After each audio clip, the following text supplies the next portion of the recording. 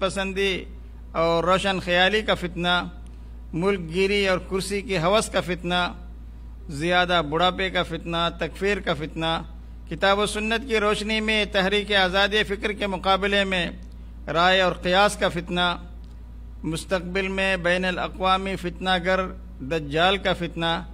الغرض بہت سے فتنے ہر دور میں موجود رہے اور آج کا دور بھی یہ فتنوں سے بھرا ہوا دور ہے۔ بہرکیف ساتھیو، اللہ آپ سب کو ان فتنوں سے محفوظ رکھے اور مجھے اور آپ کو ہر بلا سے محفوظ رکھے۔ مسلمانوں کی فرقہ واریت اور گروہ بندی کا بھی فتنہ ایک بہت بڑا فتنہ ہے، جس نے امت کو ٹکڑے ٹکڑے کر کے اس کے بنیادوں کو کھوکھلا کر کے رکھ دیا ہے۔ وہ امت جس کا اللہ ایک ہے، جس کا نبی اور رسول، آخری نبی اور رسول بھی ایک ہے، جس کا قرآن بھی ایک ہے، جس کا قبلہ بھی ایک ہے، جس کی شریعت اور جس کا دستور بھی ایک ہے، جس کا نفع بھی ایک، نقصان بھی ایک ہے، جس کا حرم پاک بھی مکہ مدینہ ایک ہیں، تو اتنے سب کچھ وحدت کے اسباب اور وسائل کے باوجود آج یہ امت ٹکڑوں میں بٹی ہوئے، آج یہ امت متعدد فرقوں میں بٹ چکی ہے۔ ہر فرقہ کل حزب بما لدیہم فرحون کا مصداق بنا ہوا، ہر ایک اپنی خوش فہمی میں مبتلا ہے کہ ہم ہی حق پر ہیں۔ ہر گروہ کے پاس جو کچھ ہے وہ اسی میں مگن ہے۔ عوام الناس بڑے حیران اور پریشان ہیں کہ وہ کس گروہ میں شامل ہوں، کس میں شامل نہ ہوں۔ وہ نہیں جانتے کہ کس گروہ کا منہج صحیح اور کس کا غلط ہے، کون سا گروہ حق پر ہے، کون سا باطل پر ہے۔ تو ایسے فتنے کے دور میں پیارے نبی صلی اللہ علیہ وسلم نے ہماری اور آپ کی رہنمائی فرمائی ہے، ترکت فیکم امرین لن تضلوا ما ان تمسکتم بہما کتاب اللہ وسنتی۔ میرے امت کے لوگوں سن لو، میں تمہارے پاس دو بہترین چیزیں چھوڑ کے جا رہا ہوں، اللہ کی کتاب اور میری سنت۔ ان کو تھامے رہو گے، مضبوطی سے پکڑے رہو گے، ان پر عمل کرتے رہو گے، اختلاف کی صورت میں ان کی طرف رجوع کرو گے تو کبھی گروہ بندی کے فتنے میں تم مبتلا نہیں ہوگے۔ تو گروہ بندی کا فتنہ نہایت سنگین فتنہ ہے۔ بعض فتنے ایسے بھی ہوتے ہیں جن کے بارے میں نبی اکرم صلی اللہ علیہ وسلم نے ہمیں اپنی حیات مبارکہ میں خبردار کیا تھا کہ میری امت میں انتہائی سنگین اور خطرناک فتنے واقع ہوں گے، جن میں لوگ اپنے ایمان پر ثابت قدم نہیں رہ سکیں گے۔ صحیح مسلم کی ایک روایت میں آپ نے فرمایا، حضرت ابو ہریرہ رضی اللہ تعالیٰ عنہ اس حدیث کے راوی ہیں، بادروا بالاعمال فتنا كقطع الليل المظلم يصبح الرجل مؤمنا ويمسي كافرا او يمسي مؤمنا ويصبح كافرا يبيع دينه بعرض من الدنيا۔ تم ان فتنوں کے آنے سے پہلے جلدی اعمال صالحہ کر لو جو تاریک رات کے ٹکڑوں کے مانند ہوں گے۔ ان فتنوں کے دور میں ایک شخص صبح کے وقت اگر مسلمان ہوگا، شام ہوتے ہوتے اس دن کا سورج غروب ہونے سے پہلے کافر بن جائے گا۔ شام کے وقت اگر کوئی مسلمان ہے تو صبح کا سورج نکلنے سے پہلے وہ کفر کر بیٹھے گا اور اپنے دین کو دنیا کے سامان کے بدلے بیچ ڈالے گا، حقیر دنیا کے بدلے میں دین کو بیچ ڈالے گا، ایمان کو بیچ ڈالے گا، عقیدے کو تباہ کر لے گا۔ تو آج کا یہ دور انتہائی سنگین ترین قسم کے فتنوں کا دور ہے۔ آج آدمی کا ایمان، اس کا عقیدہ، اس کا اخلاق بہت سارے نئے فتنوں کی وجہ سے خطرے میں گھرا ہوا ہے۔ ایک حدیث میں پیارے نبی صلی اللہ علیہ وسلم جس کے راویہ ہیں حضرت ام سلمہ رضی اللہ تعالیٰ عنہ، وہ بیان کرتی ہیں کہ ایک مرتبہ نبی اکرم صلی اللہ علیہ وسلم رات کو انتہائی گھبراہٹ کے عالم میں بیدار ہوئے۔ آپ نے فرمایا، سبحان اللہ ماذا انزل اللہ من الخزائن وماذا انزل من الفتن. سبحان اللہ، اللہ تعالیٰ نے کتنے خزانے آج نازل کیے ہیں اور کتنے بڑے بڑے فتنے نازل کیے ہیں. اس کے بعد آپ نے انفون ہے جو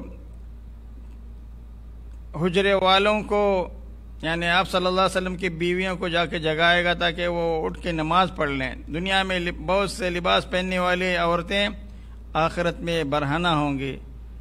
اس حدیث سے معلوم ہوا کہ فتنوں سے بچنے کے لیے آدمی عبادت کا اگر اہتمام کرے تو اللہ تعالیٰ کی پناہ میں آ سکتا ہے، محفوظ رہ سکتا ہے. فتنوں کے دور میں کثرت سے عبادت میں اگر اپنے آپ کو مصروف رکھے تو آدمی فتنوں سے محفوظ رہ سکتا ہے. عزیز ساتھیو، قیامت سے پہلے ایسے ایسے فتنے واقع ہوں گے جو گرمی کے موسم میں چلنے والے ہوا کے تند و تیز طوفانی آندھیوں کی طرح آئیں گے. وقت کے ساتھ ساتھ پوری دنیا پر چھا جائیں گے. ان میں سے بعض فتنے ایسے ہوں گے جو سمندر کی موجوں کی طرح ٹھاٹے مارتے ہوئے آئیں گے، ہر چیز کو اپنے ساتھ بہا لے جائیں گے. ان فتنوں کے دور میں حق و باطل کا اختلاط اس انداز سے ہوگا کسی کو پتہ نہیں چلے گا کہ حق کیا ہے اور باطل کیا ہے. ان میں دلوں کو بری طرح سے جھنجھوڑا جائے گا. وہ تاریک رات کے ٹکڑوں کی طرح آئیں گے جن میں کچھ دکھائی بھی نہیں دے گا. ایک شخص ان فتنوں کے دور میں صبح کے وقت مسلمان ہوگا تو شام تک وہ کافر ہو جائے گا. شام کے وقت اگر وہ مومن تھا تو صبح تک وہ کافر ہو جائے گا. اللہ تعالیٰ مجھے اور آپ کو اس قسم کے فتنوں سے ہمیشہ محفوظ رکھے. اللہ میرے اور آپ کے ایمان کی حفاظت فرمائے. عزیز ساتھیو، دینی بھائیوں، پردہ نشین خواتین، فتنے یہ ہمارے اور آزمائشیں انسانی زندگی کا لازمہ ہیں، اور ان کے ذریعے سے اللہ تعالیٰ بعض فتنوں کے ذریعے سے اہل ایمان کی آزمائش بھی کرنا چاہتے ہیں کہ کیا یہ ایمان پر ثابت قدم رہتے ہیں یا ایمان کو چھوڑ کر کفر کی طرف پلٹ جاتے ہیں. اللہ تعالیٰ کا فرمان ہے سورہ عنکبوت میں، الف لام میم احسب الناس ان يتركوا ان يقولوا آمنا وهم لا يفتنون وَلَقَدْ فَتَنَّ الَّذِينَ مِنْ قَبْلِهِمْ فَلَيَعْلَمَنَّ اللَّهُ الَّذِينَ صَدَقُوا وَلَيَعْلَمَنَّ الْكَاذِبِينَ. کیا لوگوں نے یہ گمان کر لیا ہے، یہ خیال کر رکھا ہے. صحیح بخاری میں اس ایک حدیث امام بخاری نے حضرت خباب سے نقل فرمائی ہے. پیارے نبی صلی اللہ علیہ وسلم نے گزشتہ امتوں کو کس طریقے سے آزمایا گیا تھا، کڑی آزمائشوں سے ان کو گزرنا پڑا تھا، اس کے تعلق سے آگاہی فرمائی تھی. حضرت خباب کہتے ہیں کہ اتیت النبی صلی اللہ علیہ وسلم وهو متوسد بردة وهو في ظل الكعبة وقد لقينا من المشركين شدة فقلت يا رسول الله ألا تدعو الله فقعد وهو محمر وجهه فقال لقد كان من قبلكم ليمشط بمشاط الحديد ما دون عظامه من لحم أو عصب ما يصرفه ذلك عن دينه ويوضع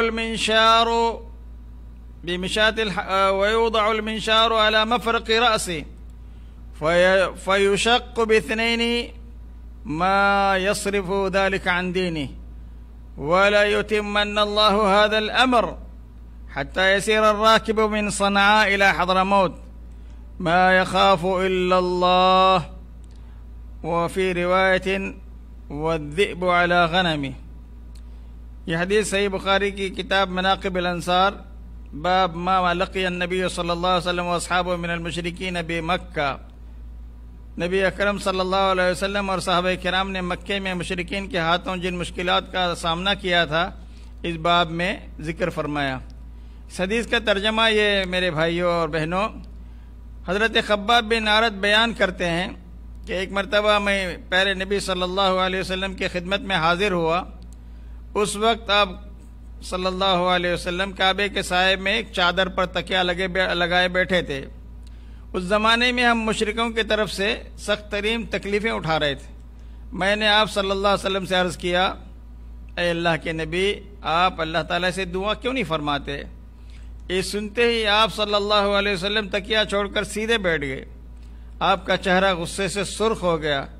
پھر آپ صلی اللہ علیہ وسلم نے فرمایا، تم سے پہلے ایسے لوگ گزر چکے ہیں کہ ایک شخص کے گوشت اور پٹھوں میں ہڈیوں تک لوہے کی کنگیاں چلائی جاتی تھی۔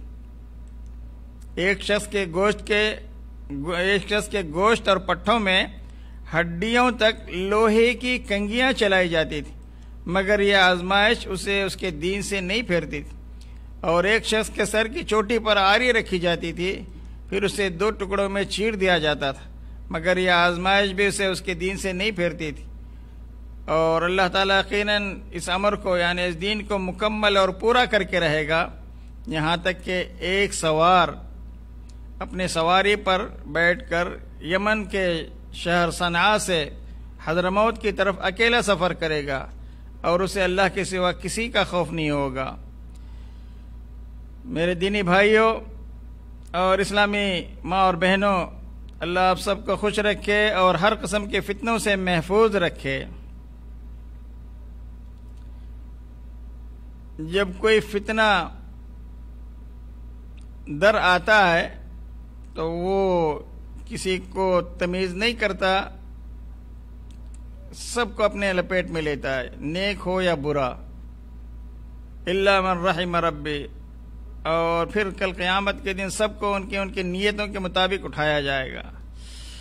سورہ امام بخاری نے پہلا جو باب قائم کیا ہے اس کے تحت سورہ انفال کے آیت نمبر 25 کا تذکرہ کیا ہے، اور وہ آیت یہ ہے، وَاتَّقُوا فِتْنَةً لَا تُصِيبَنَّ الَّذِينَ ظَلَمُوا مِنْكُمْ خَاصَّةً وَاعْلَمُوا أَنَّ اللَّهَ شَدِيدُ الْعِقَابِ۔ اور تم لوگ اس فتنے سے ڈرتے رہو جس کا اثر تم میں سے صرف ظالموں تک ہی محدود نہیں رہے گا بلکہ سب کو اپنے لپیٹ میں لے لے گا، اور جان لو کہ اللہ کا عذاب بڑا سخت ہے۔ پیارے نبی صلی اللہ علیہ وسلم نے اپنی امت کو فتنوں سے ڈرایا۔ آپ صلی اللہ علیہ وسلم نے آگاہ فرمایا کہ ایک وقت آئے گا جب ایک مسلمان اپنے دین کو فتنوں سے محفوظ رکھنے کے لیے بچانے کی خاطر پہاڑوں کی چوٹیوں پر جا کر زندگی گزارنا پسند کرے گا۔ صحیح بخاری کی کتاب الایمان کے حدیث نمبر 19 میں حضرت ابو سعید خدری رضی اللہ تعالیٰ عنہ کی روایت ہے، قال قال رسول اللہ عن ابی سعید الخدری رضی اللہ عنہ انہ قال قال رسول اللہ صلی اللہ علیہ وسلم یوشک ان یکون خیر مال المسلم غنم یتبع بها شعف الجبال ومواقع القطر یفر بدینی من الفتن۔ حضرت ابو سعید خدری بیان کرتے ہیں کہ رسول اللہ صلی اللہ علیہ وسلم نے ارشاد فرمایا، وہ وقت قریب ہے جبکہ مسلمان کا سب سے عمدہ مال اس کی بکریاں ہوں گی، جن کے پیچھے وہ پہاڑوں کی چوٹیوں اور برساتی وادیوں میں اپنے دین کو بچانے کے لیے بھاگ جائے گا، یعنی اپنی بکریوں کو لے کر وہ پہاڑوں کے چوٹیوں پر بارش کے نازل ہونے کی جگہوں پر چلا جائے گا پانی کی تلاش میں۔ اسی طرح صحیح بخاری میں ایک اور روایت ہے، حضرت ابو ہریرہ اس حدیث کے راوی ہیں، وہ کہتے ہیں کہ قال رسول اللہ صلی اللہ علیہ وسلم ستكون فتن القاعد فيها خير من القائم والقائم فيها خير من الماشي والماشي فيها خير من الساعي ومن يشرف لها تستشرفه ومن وجد ملجأ أو معادا فليعوذ به۔ ان قریب فتنے ظاہر ہوں گے جن میں بیٹھنے والا شخص کھڑے ہونے والے شخص سے بہتر ہوگا، اور کھڑا ہوا شخص چلنے والے سے بہتر ہوگا، چلنے والا شخص دوڑنے والے شخص سے بہتر ہوگا، یعنی جو شخص جتنا ان فتنوں سے دامن بچائے گا اتنا ہی اس کے لیے بہتر ہوگا۔ جو شخص ان کی طرف جھانکے گا ان میں ملوث ہوگا، اسے وہ فتنے پچھاڑ دیں گے۔ جسے کوئی پناہ گاہ مل جائے تو ضرور اس میں پناہ لے لے۔ تو معلوم یہ ہوا کہ فتنوں کے دور میں جتنا ممکن ہو سکے آدمی کو فتنوں سے دور بھاگنا چاہیے، فتنے کی جگہوں سے بچنا چاہیے، فتنے کے وسائل اور اسباب کو فتنوں سے بچنے کے وسائل اور اسباب کو اختیار کرنا چاہیے، فتنے سے بچاؤ کی تدبیریں اختیار کرنی چاہیے۔ اللہ آپ کے اور ہمارے دین و ایمان کو سلامت رکھے۔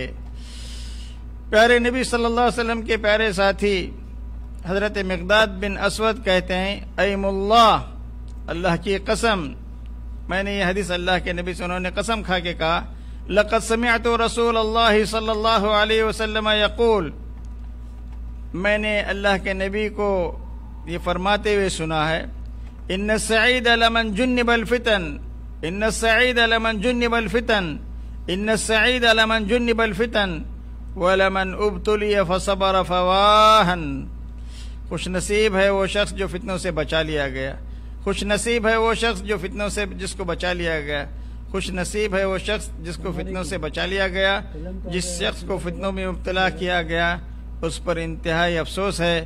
ہاں اگر وہ صبر کرتا ہے تو اللہ تعالیٰ اس کے صبر کے بدلے اس کو محفوظ رکھے گا۔ عزیز ساتھیو، آئیے اب ہم آپ کو فتنوں سے بچنے کے کچھ اسباب اور وسائل بتاتے ہیں، کچھ اصول اور تدبیریں بھی بیان کرتے ہیں تاکہ آپ اور ہم ان وسائل اور اسباب کو اختیار کر کے، ان اصولوں اور تدابیر کو اختیار کر کے فتنوں سے بچنے کی کوشش کریں۔ اللہ تعالیٰ مجھے اور آپ کو ہر قسم کے ظاہری اور باطنی فتنوں سے محفوظ رکھے۔ فتنوں سے بچنے کا سب سے پہلا ذریعہ، پہلا وسیلہ، پہلا سبب، پہلا اصول یا پہلی تدبیر آپ کہیں، وہ ہے اللہ کی پناہ طلب کرنا، خصوصی دعاؤں کا اہتمام کرنا، دعاؤں کے قبولیت کے اوقات کا انتخاب کرنا، دعاؤں کے قبولیت کے احوال کی رعایت کرتے ہوئے، اس کے موانع سے بچتے ہوئے اللہ تعالیٰ سے اپنا خاص تعلق جوڑنا۔ فتنوں سے محفوظ رہنے کا ایک اہم ترین عمل اللہ سے اپنے تعلق کو مضبوط کرنا بھی ہے۔ اللہ کے حضور انتہائی عاجزی اور انکساری سے دعا کی جائے کہ وہ ہمیں ہر قسم کے ظاہری اور باطنی فتنوں سے محفوظ رکھے۔ ہر وقت پر آپ کے زبان پر اللہم انی اعوذ بک من الفتن ما ظہر منہا وما بطن، یہ وظیفہ جاری رہنا چاہیے، یہ دعا جاری رہنی چاہیے۔ اور جب بندہ خلوص کے ساتھ، انتہائی عاجزی اور انکساری کے ساتھ اللہ کے حضور گڑ گڑاتا ہے، اپنی درخواست رکھتا ہے، تو یقیناً اللہ تعالیٰ اسے ہر وقت فتنوں سے محفوظ رکھتے ہیں۔ اور جو انسان اللہ تعالیٰ سے فتنوں کی پناہ مانگتا ہے، اللہ تعالیٰ اسے ضرور پناہ دیتے ہیں۔ ایسے آدمی کو اللہ کبھی رسوا نہیں کرتے، جو اللہ تعالیٰ سے اپنا تعلق گہرا کرتا ہے، اس سے ہمیشہ دعا کرتا رہتا ہے۔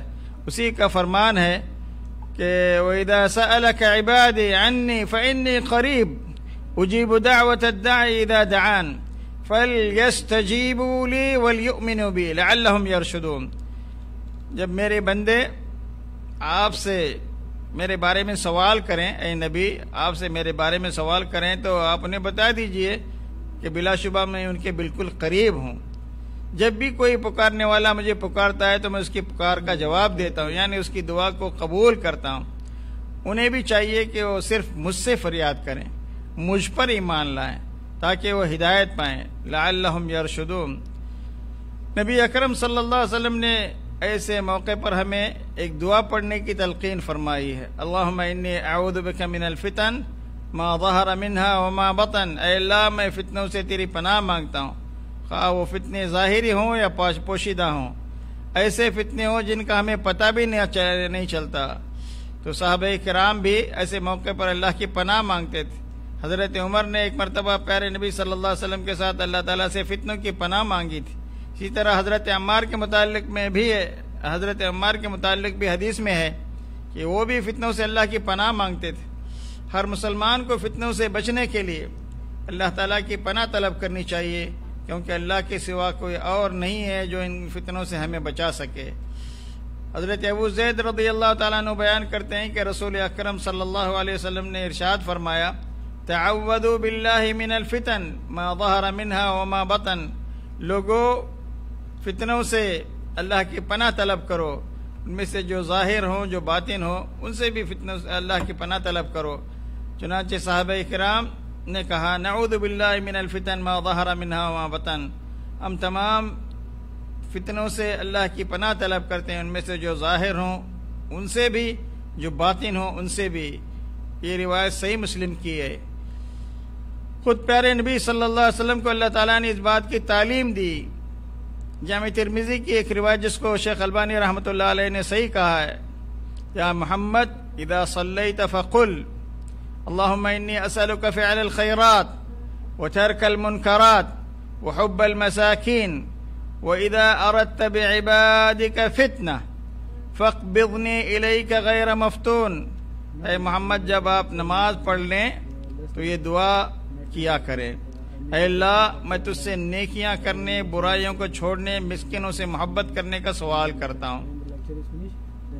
وَإِذَا أَرَدْتَ بِعِبَادِكَ فِتْنَةً، جب تو اپنے بندوں کو فتنے میں مبتلا کرنے کا ارادہ کرے، فَاقْبِضْنِي إِلَيْكَ غَيْرَ مَفْتُونٍ، مجھے اس میں مبتلا کیے بغیر میری روح کو قبض کر لینا۔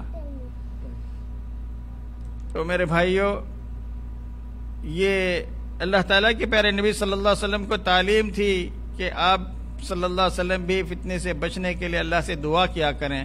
تو مجھے اور آپ کو کتنی دعاؤں کی شدید ضرورت ہے، آپ اس سے اندازہ لگائیں۔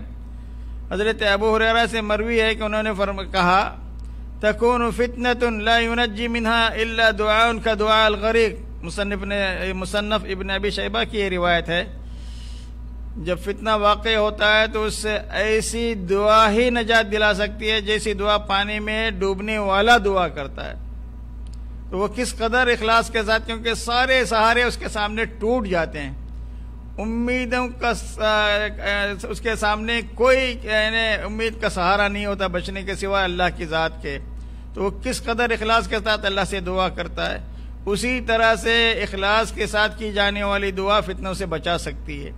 یہ حضرت ابو ہریرہ سے مروی اس حدیث سے معلوم ہوا کہ فتنوں سے بچنے کے لیے اخلاص کے ساتھ دعا کے قبولیت کے اسباب، وسائل اور دوائیں کو اختیار کرتے ہوئے، قبولیت کے اوقات کی جستجو اور طلب کرتے ہوئے، اور موانع اجابت کا خیال کرتے ہوئے، ان سے بچتے ہوئے، حلال رزق کا اہتمام کرتے ہوئے، حلال لقمے کا اہتمام کرتے ہوئے۔ حلال کمائی الگ چیز ہے، حلال طریقے سے لقمے کو پیٹ میں داخل کرنا الگ چیز ہے۔ تو ان تمام چیزوں کا خیال کرتے ہوئے ہم دعا کے آداب، ظاہری اور باطنی آداب کا لحاظ رکھتے ہوئے اللہ تعالیٰ سے ہمیشہ دعا کرتے رہیں کہ اللہ ہم سب کو ہر قسم کے ظاہری اور باطنی فتنوں سے محفوظ رکھے۔ اللہم احفظنا من الفتن ما ظہر منها وما بطن۔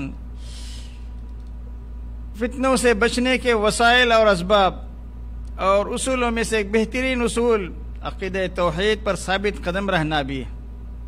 فتنوں کے دور میں ایک خالص اور توحید پرست مسلمان کو سچے عقیدہ توحید پر ثابت قدمی اور مستقل مزاجی سے قائم رہنا ہے، کیونکہ یہی عقیدہ توحید مسلمان کو اس بات کی تعلیم دیتا ہے کہ اس پر جو بھی آزمائش آتی ہے، جو بھی فتنہ آتا ہے، وہ اللہ تعالیٰ کے حکم سے آتا ہے اور وہ اللہ کے قضاء و قدر کا ایک حصہ ہوتا ہے، جس کو برداشت کرنا، اسے ہر حال میں اس سے راضی رہنا، ہر صورت میں اللہ کی طرف رجوع کرنا، فتنوں کے دور میں اللہ تعالیٰ سے خصوصی دعاؤں کے ساتھ ساتھ توبہ اور استغفار کا اہتمام کرنا، یہ خالص موحد ہی کا شعار اور شیوا ہوتا ہے۔ سورہ تغابن میں اللہ کا فرمان ہے ما اصاب من مصیبت الا باذن اللہ ومن یؤمن باللہ یہد قلبہ واللہ بکل شیء علیم۔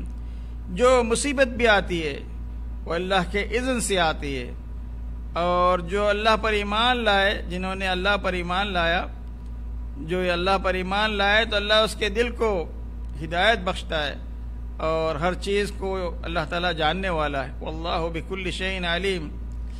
معلوم ہوا کہ جو مصیبت بھی آتی ہے کہ اللہ کی مشیت اور اس کے اذن سے آتی ہے، اور جب مصیبت آنی ہوتی ہے تو اس کو کوئی ٹال نہیں سکتا سوائے اللہ تعالیٰ کے۔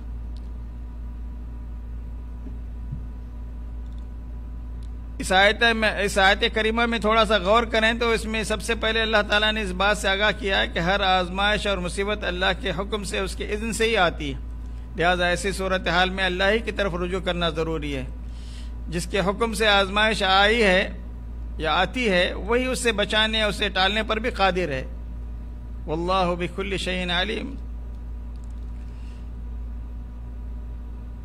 اسی لیے اللہ تعالیٰ نے اس کے بعد اسی بات کی طرف اشارہ فرمایا، وَمَن يُؤْمِن بِاللَّهِ يَهْدِ قَلْبَهُ۔ جس شخص کو اللہ پر کامل یقین ہوگا اس کے دل کی اللہ تعالیٰ رہنمائی کرے گا، چنانچہ وہ جان لیتا ہے کہ اس پر آنے والی مصیبت اس سے چوک نہیں سکتی، جو چیز اس سے چوک جانے والی ہے وہ اسے پہنچ نہیں سکتی۔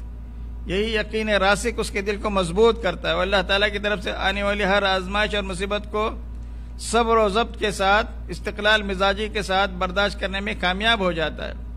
تو معلوم یہ ہوا کہ فتنوں سے بچنے کا دوسرا اہم اصول، پہلا اہم اصول خصوصی دعاؤں کا اہتمام کرنا ہے، اللہ تعالیٰ سے فتنوں سے اللہ تعالیٰ کی پناہ طلب کرنی ہے فتنوں سے بچنے کے لیے۔ دوسرا اہم اصول ہے عقیدہ توحید پر ثابت قدمی کے ساتھ جم جانا ہے، اور عقیدے کو شرک کے علائشوں سے، کفر و شرک کے علائشوں سے بچا کر، بدعتوں سے محفوظ رکھ کے، صرف اور صرف خالص ایمان کی بنیاد پر، اللہ کے رضا کی بنیاد پر عبادت میں مشغول رکھیں، دعاؤں میں اپنے آپ کو مصروف رکھیں، تو اللہ تعالیٰ ایسے بندوں کو فتنوں سے محفوظ کرتے ہیں۔ تیسرا اہم اصول ہے فتنوں سے بچنے کے لیے کتاب اللہ اور سنت رسول اللہ کو مضبوطی سے تھامنا، یعنی قرآن و حدیث کی پابندی کرنا، کتاب و سنت کو مضبوطی سے تھام لینا، اور بدعات اور خرافات کو نفرت کی نگاہ سے دیکھنا۔ ایسے انسان کے لیے دنیا اور آخرت کی کامیابی اس کا مقدر بن جاتی ہے۔ پیارے نبی صلی اللہ علیہ وسلم کی ایک حدیث کا مفہوم ہے، سترون بعدی اختلافا کثیرا، تم میرے بعد بہت زیادہ اختلافات دیکھو گے۔ ایسے حالت میں کیا کرو؟ ایسے حالات میں تم پر میرے سنت اور میرے بعد راہ ہدایت اختیار کرنے والے خلفائے راشدین کی سنت کو اختیار کرنا لازم ہے۔ تو معلوم ہوا کہ کتاب و سنت کو مضبوطی سے تھامنا، آپ نے فرمایا عضوا علیہا بالنواجذ، اسے مضبوطی سے تھام لینا، بلکہ جبڑوں میں وہ دبا لینا۔ خبردار دین کے معاملات میں نئے کام ایجاد نہ کرنا، کیونکہ دین میں ہر نیا کام بدعت ہے اور ہر بدعت گمراہی ہے، اور سنن نسائی کی ایک روایت میں ہر گمراہی جہنم میں لے جانے والی ہے۔ اس حدیث سے معلوم ہوا کہ اختلافات اور فتنوں کے دور میں نجات کا صرف یہی ایک راستہ ہے کہ کتاب و سنت کو مضبوطی سے تھاما جائے، بدعات اور خرافات سے ہر حال میں بچا جائے۔ یہ مسند احمد کی روایت کا خلاصہ تھا۔ تو عزیز ساتھیوں، دینی بھائیوں، اسلامی ماں اور بہنوں، کتاب و سنت کو مضبوطی سے تھامے رہو، تو کبھی گمراہی، کبھی کسی فتنے میں آپ مبتلا نہیں رہو گے۔ جو شخص کتاب اللہ کی تلاوت کرتا ہے، اس کا مطالعہ کرتا ہے، اس میں تدبر اور غور و فکر کرتا ہے، تو اللہ تعالیٰ اسے ہدایت دیتے ہیں، فتنوں کے اندھیرے سے نکال کر حق کی روشنی دکھاتے ہیں، راہ حق پر اس کو گامزن کرتے ہیں۔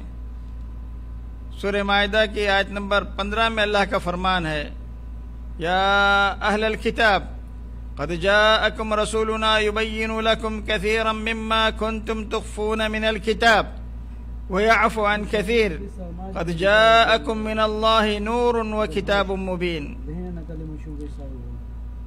یہدی بہ اللہ من اتبع رضوانہ من اتبع رضوانہ سبل السلام ویخرجہم من الظلمات الى النور بإذنہ ویہدیہم الى صراط مستقیم۔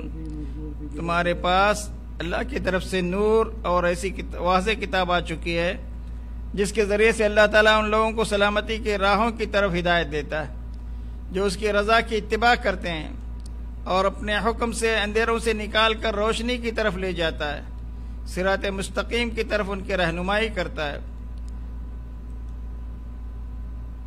جہاں قرآن مجید کے ذریعے سے اللہ تعالیٰ فتنوں کے دور میں ظلمتوں سے نکال کر، بدعتوں سے نکال کر، خرافات سے نکال کر توحید کے نور کی طرف لے آتے ہیں بندوں کو، صراط مستقیم کی طرف رہنمائی کرتے ہیں۔ یہی معاملہ سنت رسول اللہ صلی اللہ علیہ وسلم کا بھی ہے، کیونکہ پیارے نبی صلی اللہ علیہ وسلم نے امت میں اختلاف کثیر کے واقع ہونے کی صورت میں اپنی سنت اور خلفائے راشدین کے طرز عمل پر سختی سے عمل کرنے کا ہمیں حکم دیا ہے۔ آپ صلی اللہ علیہ وسلم نے سنن ابو داؤد کی روایت میں فرمایا، جس کو شیخ البانی نے صحیح کہا ہے، علیکم بسنتی و سنت الخلفاء الراشدین تمسکوا بها وعضوا عليها بالنواجذ وإياكم ومحدثات الأمور فإن كل محدثة بدعة وكل بدعة ضلالة۔ تم میری سنت کو لازم پکڑنا، اسی طرح ہدایت یافتہ اور راہ راست پر گامزن خلفاء کے طریقے پر ضرور عمل کرنا، اس کو مضبوطی سے تھام لینا، اسے قطعاً نہ چھوڑنا۔ تم دین میں نئے نئے کام ایجاد کرنے سے بچتے رہو، کیونکہ دین میں ہر نیا کام بدعت ہے اور ہر بدعت گمراہی ہے۔ تو معلوم ہوا عزیز ساتھیوں، دینی بھائیوں اور اسلامی ماں اور بہنوں، اللہ کی کتاب کو، پیارے نبی صلی اللہ علیہ وسلم کی سنت کو اور خلفائے راشدین کے طرز عمل کو اختیار کرنا بھی ضروری ہے۔ ان کے دور میں دور خلافت میں مختلف فتنوں نے سر اٹھایا۔ اللہ کے نبی کی وفات کے بعد سب سے پہلا جو فتنہ سر اٹھایا وہ ارتداد کا فتنہ تھا، زکوٰۃ دینے سے انکار کا فتنہ تھا۔ کچھ لوگوں نے کہا ہم اللہ کے نبی کے زمانے میں زکوٰۃ اللہ کے نبی کو دیا کرتے تھے، اب اللہ کے نبی تو نہیں رہے، اب ہم زکوٰۃ نہیں دیں گے۔ دین میں ایک نیا فتنہ تھا، کچھ لوگوں نے ڈر کی وجہ سے ایمان قبول کیا تھا۔ اللہ کے نبی کی وفات کے بعد انہوں نے دین سے مرتد ہو کر اسلام کو چھوڑ دیا۔ کچھ نئے نبوت کا دعویٰ کرنے والے اٹھ کھڑے ہوئے، تو مدعیان نبوت، تو ان سارے فتنوں کو صحابہ کرام نے جس طرح سے ڈٹ کے مقابلہ کیا، ان کے لیے جہادی دستے بھیجے، علم جہاد بلند کیا اور ان فتنوں کی آگ کو ٹھنڈا کیا۔ یقیناً آج کے فتنوں کا مقابلہ کرنے میں بھی بہت حد تک اس سے ہمیں رہنمائی ملتی ہے۔ پیارے نبی صلی اللہ علیہ وسلم نے فرمایا، ترکت فیکم امرین، میں تمہارے درمیان دو چیزیں چھوڑ کے جا رہا ہوں جن کو مضبوطی سے تھامنے پر اس بات کی پیارے نبی نے امت کو گارنٹی دی کہ گمراہ نہیں ہوں گے۔ وہ کتاب اللہ اور پیارے نبی صلی اللہ علیہ وسلم کی سنت ہے۔ پیارے نبی صلی اللہ علیہ وسلم نے حجۃ الوداع کے موقع پر فرمایا تھا، فَعَقِلُوا أَيُّهَا النَّاسُ قَوْلِي فَإِنِّي قَدْ بَلَّغْتُ وَقَدْ تَرَكْتُ فِيكُمْ مَا لَن تَضِلُّوا بَعْدَهُ إِن تَمَسَّكْتُمْ بِهِ کتاب اللہ و سنت رسولہ صلی اللہ علیہ وسلم۔ یہ حدیث حضرت ابن عباس سے مروی ہے اور امام مروزی نے اپنی کتاب السنہ میں اس کو ذکر فرمایا۔ لوگوں، میری باتوں کو اچھی طرح سے سمجھ لو، میں نے یقیناً اللہ کا دین آپ تک پہنچا دیا ہے اور میں تمہارے درمیان ایسی چیز چھوڑ کے جا رہا ہوں، وقد ترکت فیکم، میں تمہارے درمیان ایسی چیز چھوڑ کے جا رہا ہوں، ما لن تضلوا بعدہ ان تمسکتم بھی، اگر تم نے اسے مضبوطی سے تھام لیا کبھی گمراہ نہیں ہوگے۔ وہ ہے اللہ کی کتاب اور اس کے رسول کی سنت۔ اسی طرح ایک اور روایت میں جو صحیح الجامع کی روایت ہے، ترکت فیکم شیئین، میں تمہارے درمیان دو چیزیں چھوڑ کے جا رہا ہوں، لن تضلوا بعدہما کتاب اللہ و سنتی ولن یتفرقا حتی یرد علی الحوض، میں تمہارے درمیان دو چیزیں چھوڑ کے جا رہا ہوں، ان کے بعد اگر تم نے انہیں مضبوطی سے تھام لیا تو کبھی تم گمراہ نہیں رہو گے۔ ایک ہے اللہ کی کتاب قرآن مجید، دوسری میری سنت ہے، یہ دونوں کبھی جدا جدا نہیں ہو سکتے یہاں تک کہ حوض پر میرے پاس آئیں گے۔ تو لہٰذا معلوم ہوا کہ فتنے کے اس دور کے مختلف فتنوں سے بچنے کے لیے سوائے اس کے اور کوئی چارہ کار نہیں ہے کہ ہم کتاب اللہ اور سنت رسول اللہ صلی اللہ علیہ وسلم کو مضبوطی سے تھام لیں، انہی سے رہنمائی حاصل کریں، انہی کو اپنا اوڑھنا اور بچھونا بنائیں، فرقہ وارانہ تعصب کو ترک کر کے اللہ کی رسی سے چمٹ جائیں، خالص نیت سے قرآن مجید کو پڑھیں، اس کی سلف صالحین کی طرز پر لکھی ہوئی تفسیروں کو پڑھیں، اللہ کے نبی کے احادیث کے ترجمے اور ان کی تشریحات کو پڑھیں اور ان کو سمجھنے کی کوشش کریں، اہل علم سے ربط رکھیں، اور جو حق گو علماء ہیں، سلیم المنہج، سلیم العقیدہ، حق گوئی اور بے باکی جن کا شعار ہے، ان کے دروس میں حاضری دیں۔ اللہ تعالیٰ کا فرمان ہے سورہ آل عمران میں وَاعْتَصِمُوا بِحَبْلِ اللَّهِ جَمِيعًا وَلَا تَفَرَّقُوا وَاذْكُرُوا نِعْمَةَ اللَّهِ عَلَيْكُمْ إِذْ كُنْتُمْ أَعْدَاءً فَأَلَّفَ بَيْنَ قُلُوبِكُمْ وَأَصْبَحْتُمْ بِنِعْمَتِهِ إِخْوَانًا وَكُنْتُمْ عَلَى شَفَا حُفْرَةٍ مِّنَ النَّارِ فَأَنقَذَكُم مِّنْهَا كَذَلِكَ يُبَيِّنُ اللَّهُ لَكُمْ آيَاتِهِ لَعَلَّكُمْ تَهْتَدُونَ۔ تم سب اللہ کی رسی کو مضبوطی سے تھام لو، فرقوں میں مت بٹو، اور اپنے اوپر اللہ کی نعمت کو یاد کرو۔ جب تم ایک دوسرے کے دشمن تھے، پھر اس نے تمہارے دلوں میں الفت پیدا کر دی اور تم اس کے فضل سے بھائی بھائی بن گئے۔ اور اس وقت کو یاد کرو جب تم جہنم کے گڑھے کے کنارے بالکل پہنچ گئے تھے، تو اللہ تعالیٰ نے تمہیں اس سے بچا لیا۔ اسی طرح اللہ تعالیٰ تمہارے لیے اپنی آیتیں کھول کھول کر بیان کرتا ہے تاکہ تم ہدایت پا جاؤ۔ معلوم ہوا جہاں تک ہو سکے مسلکی نزاعات اور اختلاف کا تعلق ہے، تمام اہل علم پر فرض ہے کہ انہوں ختم کرنے کے لیے صدق دل سے کتاب اللہ اور سنت رسول اللہ کی طرف رجوع کریں۔ جب کبھی کوئی اختلاف ہو جائے، قرآن مجید کی تفسیریں جو سلف کے انداز پر، ان کے نہج پر لکھی گئی ہیں، ان کی طرف رجوع کریں، اور اللہ کے نبی کے احادیث کی طرف رجوع کریں، اور عوام الناس کی بھی اسی چیز کی طرف رہنمائی کریں۔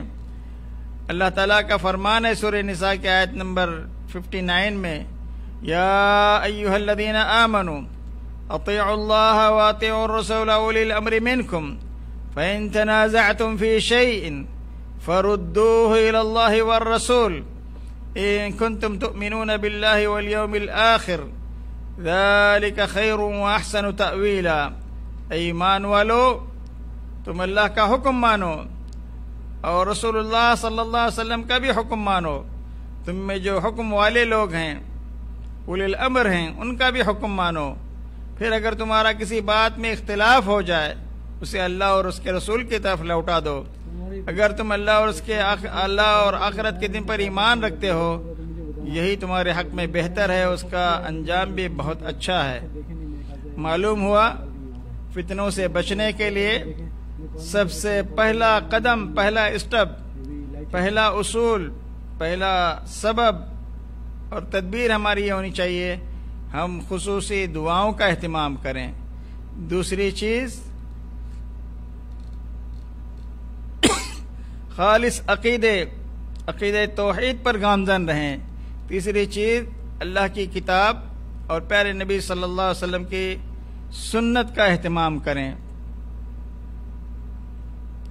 فتنوں سے محفوظ رہنے کا چوتھا اصول اہل علم سے تعلق ہے۔ مجھے اور آپ کو فتنوں کے دور میں اہل علم سے رابطے میں رہنا چاہیے، کیونکہ اہل علم حکمت و دانائی سے مسائل کو سلجھانے کی صلاحیت رکھتے ہیں، اور انجام کار پر بھی ان کی گہری نظر ہوتی ہے، کیونکہ علماء حضرات نے دینی علوم سکھانے اور سیکھنے اور سکھانے میں ان کا زندگی کا بیشتر حصہ صرف ہوتا ہے۔ خود اللہ تعالیٰ نے بھی ہمیں اس امر کا پابند کیا ہے۔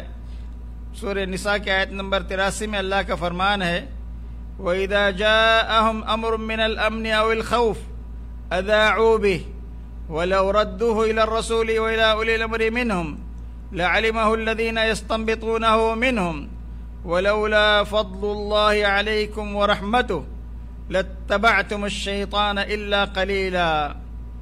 جب انہیں امن یا خوف کی کوئی اطلاع ملتی ہے وہ مشہور کر دیتے ہیں، اور اگر ایسی بات رسول اللہ صلی اللہ علیہ وسلم اور اصحاب امر کے حوالے کر دیتے تو وہ اس کی حقیقت کو معلوم کر لیتے اور اس کی تہ تک پہنچ جاتے۔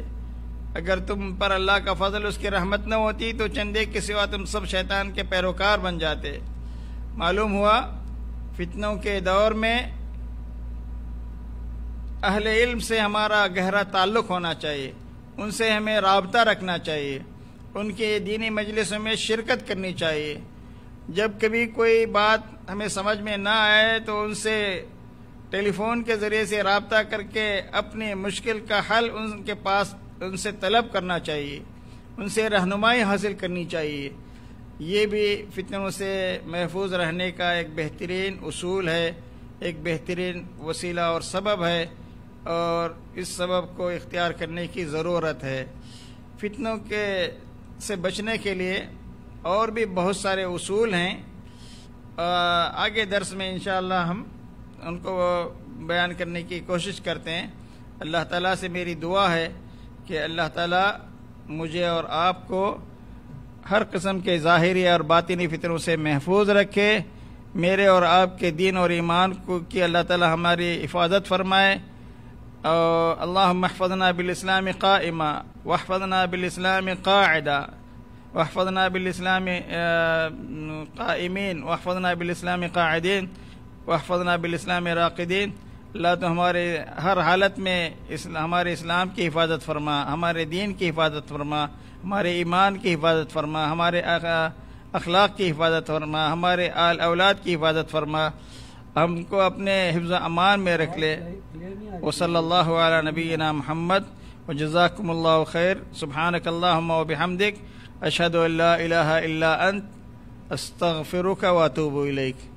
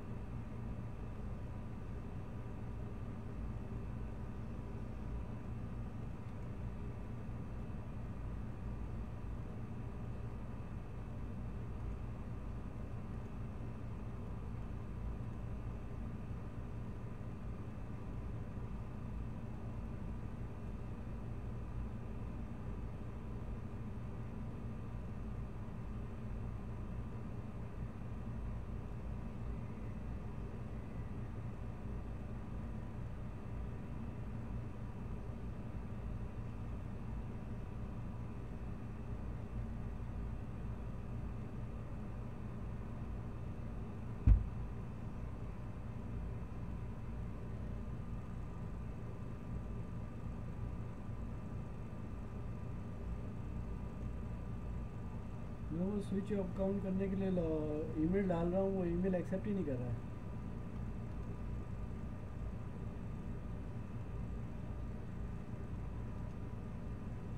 میں لکھا ہوا ہے نیور ریکگنائز دس ای میل۔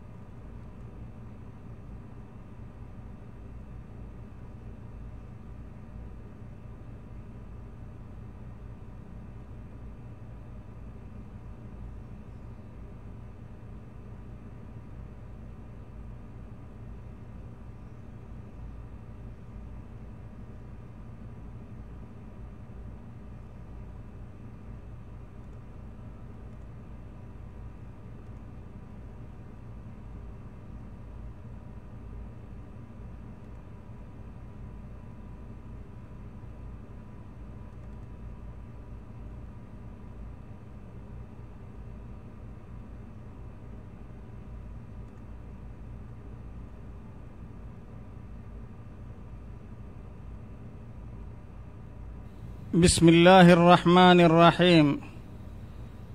إن الحمد لله نحمده ونستعينه ونستغفره ونعوذ بالله من شرور أنفسنا ومن سيئات أعمالنا.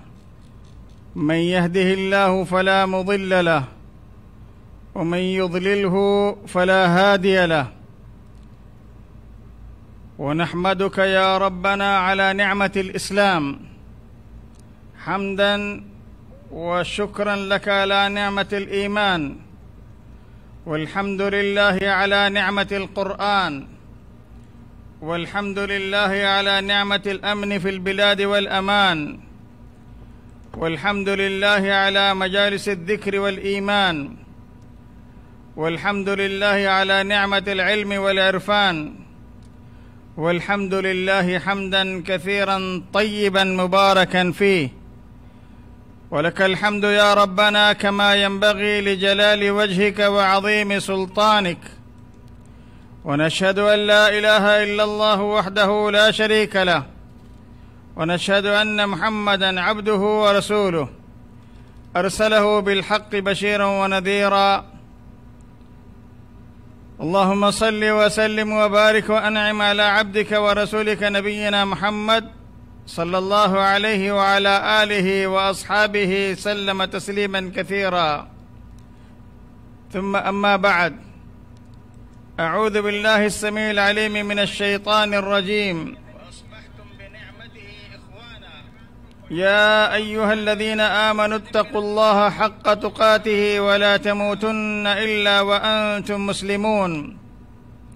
يا أيها الناس اتقوا ربكم الذي خلقكم من نفس واحدة وخلق منها زوجها وبث منهما رجالا كثيرا ونساء، واتقوا الله الذي تساءلون به والأرحام إن الله كان عليكم رقيبا. يا أيها الذين آمنوا اتقوا الله وقولوا قولا سديدا يصلح لكم أعمالكم ويغفر لكم ذنوبكم، ومن يطع الله ورسوله فقد فاز فوزا عظيما.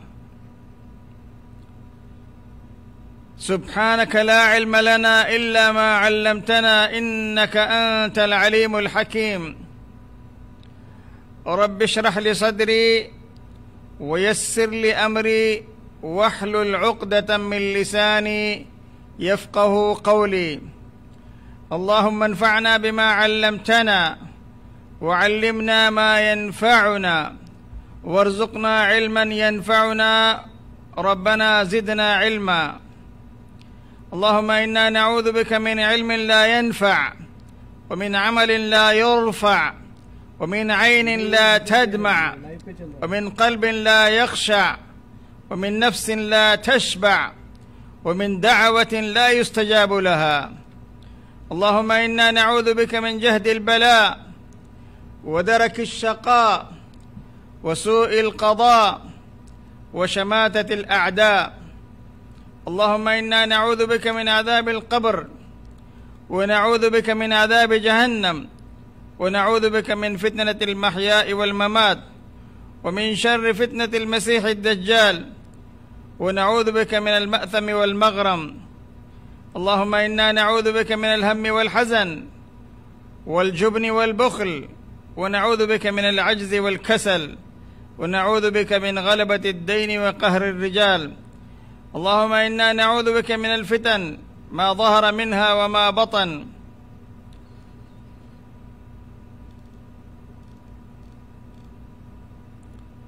بعد حمد و صلات کے عزیز ساتھیوں، دینی بھائیوں،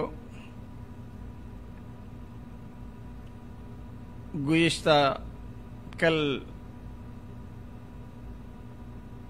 ہم نے آپ کو یہ بتایا تھا کہ بہت جلد کچھ تمہیدی دروس کے بعد صحیح بخاری کی کتاب الفتن کے احادیث کی شرح شروع کریں گے. اسی سلسلے کے کچھ تمہیدی دروس ہیں جس میں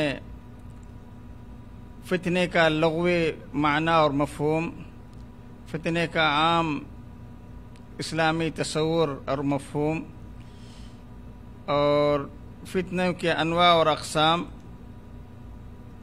بتانے کے بعد چند موجودہ اور گزشتہ بڑے بڑے فتنوں کے تعلق سے کچھ اہم تذکرے کرنے کے بعد صحیح بخاری کی کتاب الفتن کی احادیث کا شرح کا آغاز ہونے والا ہے۔ امام بخاری رحمۃ اللہ علیہ نے، جیسا کہ میں نے آپ کو بتایا، امت مسلمہ کو فتنوں سے آگاہ کرنے کے لیے اپنی صحیح بخاری میں ایک مستقل کتاب الفتن کے نام سے لکھا ہے۔ اس میں فتنوں سے متعلق 101 احادیث کا انتخاب کیا ہے، جن میں سے 81 حدیثیں مکرر ہیں۔ صحیح بخاری کے مختلف کتابوں اور ابواب میں ان کا تذکرہ آیا ہوا ہے، اور 21 حدیثیں خالص ہیں، یعنی غیر مکرر ہیں۔ مرفوع احادیث کے علاوہ مختلف صحابہ کرام سے، تابعین اعظام سے 15 آثار بھی انہوں نے کتاب الفتن میں ذکر کیے ہیں، اور کتاب الفتن میں 28 ابواب انہوں نے قائم کیے ہیں، عنوان قائم کیے ہیں، اور ان ابواب میں فتنوں کے اسباب، ان سے بچاؤ کی تدبیر کو انہوں نے بیان کیا ہے۔ ان حادث سے پتہ چلتا ہے کہ پیارے نبی صلی اللہ علیہ وسلم نے اپنی امت کو بہت سے فتنوں کے متعلق قبل از وقت آگاہ کر دیا تھا، اپنے صحابہ کرام کو فتنوں کے دور میں صبر و استقامت کی تلقین بھی فرمائی تھی۔ بہرحال امام بخاری رحمۃ اللہ علیہ کے قائم کردہ عناوین بہت ہی اہم ہیں، اور ان کی جب شرح کا آغاز ہوگا تو آپ کو پتہ چلے گا کہ کتنی باریک بینی کے ساتھ، دقت نظری کے ساتھ انہوں نے ان احادیث کا انتخاب کیا ہے، اور امت کو ان فتنوں سے آگاہ کرنے کی کوشش کی ہے۔ اللہ ان کے قبر کو نور سے بھر دے، اور ہمیں اور آپ کو دور حاضر کے تمام فتنوں سے اپنی حفاظت و پناہ میں رکھے۔ عزیز ساتھیو، گزشتہ درس میں بہت سارے فتنوں کے تعلق سے آپ کے سامنے باتیں رکھی گئی تھیں۔ شرک و بت پرستی کا فتنہ، کتمان حق کا فتنہ، حق کو باطل کے ساتھ خلط ملط کر کے پیش کرنے کا فتنہ، مال و دولت کا فتنہ، آل و اولاد اور بیوی بچوں کا فتنہ، جہاد سے لاپرواہی کا فتنہ، عریانیت اور فحاشی اور بے پردگی کا فتنہ، نفسانی خواہشات کا فتنہ،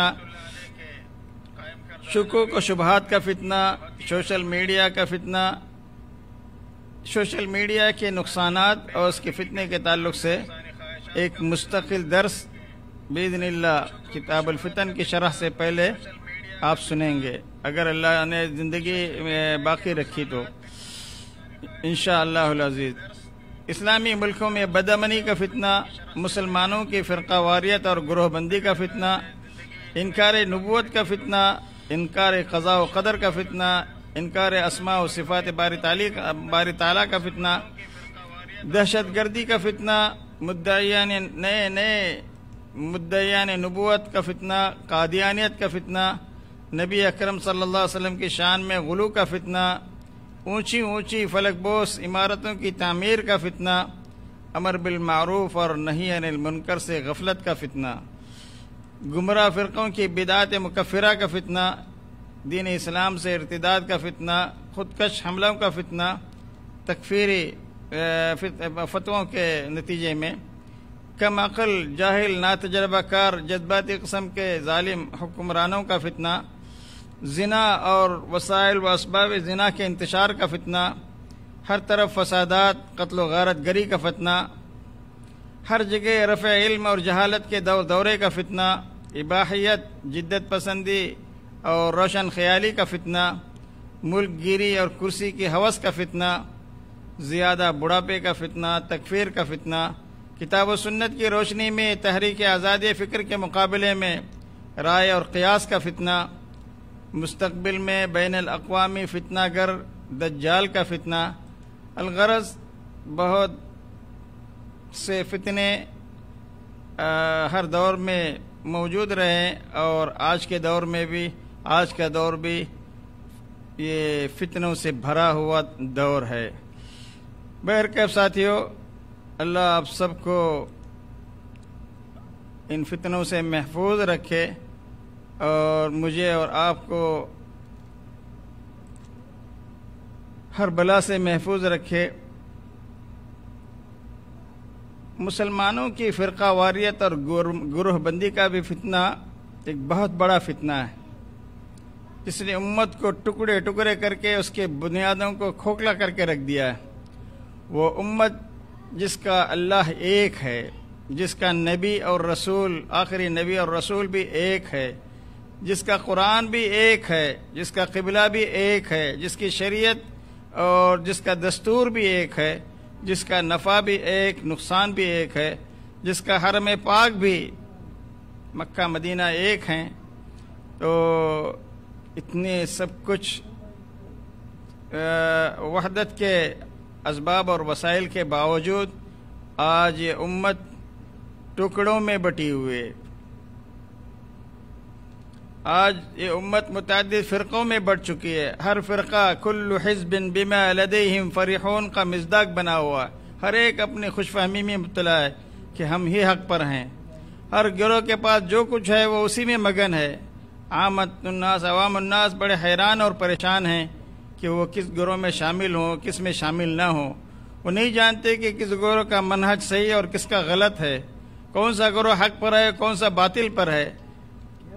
تو ایسے فتنے کے دور میں پیارے نبی صلی اللہ علیہ وسلم نے ہماری اور آپ کی رہنمائی فرمائی ہے، ترکت فیکم امرین لن تضلوا ما ان تمسکتم بہما کتاب اللہ وسنتی۔ میرے امت کے لوگوں سن لو، میں تمہارے پاس دو بہترین چیزیں چھوڑ کے جا رہا ہوں، اللہ کی کتاب اور میری سنت۔ ان کو تھامے رہو گے، مضبوطی سے پکڑے رہو گے، ان پر عمل کرتے رہو گے، اختلاف کی صورت میں ان کی طرف رجوع کرو گے تو کبھی گروہ بندی کے فتنے میں تم مبتلا نہیں ہوگے۔ تو گروہ بندی کا فتنہ نہایت سنگین فتنہ ہے۔ بعض فتنے ایسے بھی ہوتے ہیں جن کے بارے میں نبی اکرم صلی اللہ علیہ وسلم نے ہمیں اپنی حیات مبارکہ میں خبردار کیا تھا کہ میری امت میں انتہائی سنگین اور خطرناک فتنے واقع ہوں گے، جن میں لوگ اپنے ایمان پر ثابت قدم نہیں رہ سکیں گے۔ صحیح مسلم کی ایک روایت میں آپ نے فرمایا، حضرت ابو ہریرہ رضی اللہ تعالیٰ عنہ اس حدیث کے راوی ہیں، بادروا بالاعمال فتنا كقطع الليل المظلم يصبح الرجل مؤمنا ويمسي كافرا او يمسي مؤمنا ويصبح كافرا يبيع دينه بعرض من الدنيا۔ تم ان فتنوں کے آنے سے پہلے جلدی اعمال صالحہ کر لو جو تاریک رات کے ٹکڑوں کے مانند ہوں گے۔ ان فتنوں کے دور میں ایک شخص صبح کے وقت اگر مسلمان ہوگا، شام ہوتے ہوتے اس دن کا سورج غروب ہونے سے پہلے کافر بن جائے گا۔ شام کے وقت اگر کوئی مسلمان ہے تو صبح کا سورج نکلنے سے پہلے وہ کفر کر بیٹھے گا اور اپنے دین کو دنیا کے سامان کے بدلے بیچ ڈالے گا، حقیر دنیا کے بدلے میں دین کو بیچ ڈالے گا، ایمان کو بیچ ڈالے گا، عقیدے کو تباہ کر لے گا۔ تو آج کا یہ دور انتہائی سنگین ترین قسم کے فتنوں کا دور ہے۔ آج آدمی کا ایمان، اس کا عقیدہ، اس کا اخلاق بہت سارے نئے فتنوں کی وجہ سے خطرے میں گھرا ہوا ہے۔ ایک حدیث میں پیارے نبی صلی اللہ علیہ وسلم جس کے راویہ ہیں حضرت ام سلمہ رضی اللہ تعالیٰ عنہ، وہ بیان کرتے ہیں کہ ایک مرتبہ نبی اکرم صلی اللہ علیہ وسلم رات کو انتہائی گھبراہٹ کے عالم میں بیدار ہوئے۔ آپ نے فرمایا، سبحان اللہ ماذا انزل اللہ من الخزائن وماذا انزل من الفتن۔ سبحان اللہ، اللہ تعالیٰ نے کتنے خزانے آج نازل کیے ہیں اور کتنے بڑے بڑے فتنے نازل کیے ہیں۔ اس کے بعد آپ نے ان فتنوں سے بچاؤ کے لیے فرمایا، من يوقظ صواحب الحجرات يريد أزواجه لكي يصلين رب كاسية في الدنيا عارية في الآخرة. کون ہے جو حجرے والوں کو یعنی آپ صلی اللہ علیہ وسلم کی بیویوں کو جا کے جگائے گا تاکہ وہ اٹھ کے نماز پڑھ لیں؟ دنیا میں بہت سے لباس پہننے والی عورتیں آخرت میں برہنہ ہوں گی. اس حدیث سے معلوم ہوا کہ فتنوں سے بچنے کے لیے آدمی عبادت کا اگر اہتمام کرے تو اللہ تعالیٰ کی پناہ میں آ سکتا ہے، محفوظ رہ سکتا ہے. فتنوں کے دور میں کثرت سے عبادت میں اگر اپنے آپ کو مصروف رکھے تو آدمی فتنوں سے محفوظ رہ سکتا ہے. عزیز ساتھیو، قیامت سے پہلے ایسے فتنے واقع ہوں گے جو گرمی کے موسم میں چلنے والے ہوا کے تند و تیز طوفانی آندھیوں کی طرح آئیں گے، وقت کے ساتھ ساتھ پوری دنیا پر چھا جائیں گے. ان میں سے بعض فتنے ایسے ہوں گے جو سمندر کی موجوں کی طرح ٹھاٹے مارتے ہوئے آئیں گے، ہر چیز کو اپنے ساتھ بہا لے جائیں گے. ان فتنوں کے دور میں حق و باطل کا اختلاط اس انداز سے ہوگا کسی کو پتہ نہیں چلے گا کہ حق کیا ہے اور باطل کیا ہے. ان میں دلوں کو بری طرح سے جھنجھوڑا جائے گا. وہ تاریک رات کے ٹکڑوں کی طرح آئیں گے جن میں کچھ دکھائی بھی نہیں دے گا. ایک شخص ان فتنوں کے دور میں صبح کے وقت مسلمان ہوگا تو شام تک وہ کافر ہو جائے گا، شام کے وقت اگر وہ مومن تھا تو صبح تک وہ کافر ہو جائے گا. اللہ تعالیٰ مجھے اور آپ کو اس قسم کے فتنوں سے ہمیشہ محفوظ رکھے. اللہ میرے اور آپ کے ایمان کی حفاظت فرمائے. عزیز ساتھیو، دینی بھائیو، پردہ نشین خواتین، فتنے یہ ہمارے اور آزمائشیں انسانی زندگی کا لازمہ ہیں، اور ان کے ذریعے سے اللہ تعالیٰ بعض فتنوں کے ذریعے سے اہل ایمان کی آزمائش بھی کرنا چاہتے ہیں کہ کیا یہ ایمان پر ثابت قدم رہتے ہیں یا ایمان کو چھوڑ کر کفر کی طرف پلٹ جاتے ہیں. اللہ تعالیٰ کا فرمان ہے سورہ عنکبوت میں، الف لام میم احسب الناس ان يتركوا ان يقولوا آمنا وهم لا يفتنون وَلَقَدْ فَتَنَّ الَّذِينَ مِنْ قَبْلِهِمْ فَلَيَعْلَمَنَّ اللَّهُ الَّذِينَ صَدَقُوا وَلَيَعْلَمَنَّ الْكَاذِبِينَ. کیا لوگوں نے یہ گمان کر لیا ہے، یہ خیال کر رکھا ہے کہ اگر انہوں نے یہ کہہ دیا کہ ہم ایمان لائے ہیں، ان يَقُولُوا آمَنَّا وَهُمْ لَا يُفْتَنُونَ، انہیں چھوڑ دیا جائے گا، ان کی آزمائش نہیں ہوگی؟ ایسا نہیں ہے. وَلَقَدْ فَتَنَّ الَّذِينَ مِنْ قَبْلِهِمْ، حالانکہ ہم نے ان لوگوں کو بھی آزمایا تھا جو ان سے پہلے تھے. فَلَيَعْلَمَنَّ اللَّهُ الَّذِينَ صَدَقُوا وَلَيَعْلَمَنَّ الْكَاذِبِينَ. اللہ ضرور یہ تمیز کرنا چاہتا ہے کہ ان میں سے سچے کون ہیں اور جھوٹے کون. صحیح بخاری میں اس ایک حدیث امام بخاری نے حضرت خباب سے نقل فرمائی ہے. پیارے نبی صلی اللہ علیہ وسلم نے گزشتہ امتوں کو کس طریقے سے آزمایا گیا تھا، کڑی آزمائشوں سے ان کو گزرنا پڑا تھا، اس کے تعلق سے آگاہی فرمائی تھی. حضرت خباب کہتے ہیں کہ اتیت النبی صلی اللہ علیہ وسلم وهو متوسد بردة وهو في ظل الكعبة وقد لقينا من المشركين شدة فقلت يا رسول الله ألا تدعو الله؟ فقعد وهو محمر وجهه فقال لقد كان من قبلكم ليمشط بمشاط الحديد ما دون عظامه من لحم أو عصب ما يصرفه ذلك عن دينه ويوضع المنشار على مفرق رأسه فيشق باثنين ما يصرف ذلك عن دينه ولا يتمن الله هذا الأمر حتى يسير الراكب من صنعاء إلى حضرموت ما يخاف إلا الله وفي رواية والذئب على غنمه. یہ حدیث صحیح بخاری کی کتاب مناقب الانصار باب ما لقي النبی صلی اللہ علیہ وسلم واصحابہ من المشرکین بمکہ۔ ہو جا رہا ہے۔ نبی اکرم صلی اللہ علیہ وسلم اور صحابہ کرام نے مکے میں مشرکین کے ہاتھوں جن مشکلات کا سامنا کیا تھا اس باب میں ذکر فرمایا۔ اس حدیث کا ترجمہ یہ میرے بھائیوں اور بہنوں، حضرت خباب بن عارت بیان کرتے ہیں کہ ایک مرتبہ میں پیارے نبی صلی اللہ علیہ وسلم کی خدمت میں حاضر ہوا۔ اس وقت آپ صلی اللہ علیہ وسلم کعبے کے سائے میں ایک چادر پر تکیہ لگائے بیٹھے تھے۔ اس زمانے میں ہم مشرکوں کی طرف سے سخت ترین تکلیفیں اٹھا رہے تھے۔ میں نے آپ صلی اللہ علیہ وسلم سے عرض کیا، اے اللہ کے نبی، آپ اللہ تعالیٰ سے دعا کیوں نہیں فرماتے؟ یہ سنتے ہی آپ صلی اللہ علیہ وسلم تکیہ چھوڑ کر سیدھے بیٹھ گئے۔ آپ کا چہرہ غصے سے سرخ ہو گیا۔ پھر آپ صلی اللہ علیہ وسلم نے فرمایا، تم سے پہلے ایسے لوگ گزر چکے ہیں کہ ایک شخص کے گوشت اور پٹھوں میں ہڈیوں تک لوگوں کی کنگیاں لوہے کی کنگیاں چلائی جاتی تھی۔ ایک شخص کے گوشت اور پٹھوں میں ہڈیوں تک لوہے کی کنگیاں چلائی جاتی تھی، مگر یہ آزمائش اسے اس کے دین سے نہیں پھیرتی تھی۔ اور ایک شخص کے سر کی چوٹی پر آری رکھی جاتی تھی، پھر اسے 2 ٹکڑوں میں چیر دیا جاتا تھا، مگر یہ آزمائش بھی اسے اس کے دین سے نہیں پھیرتی تھی۔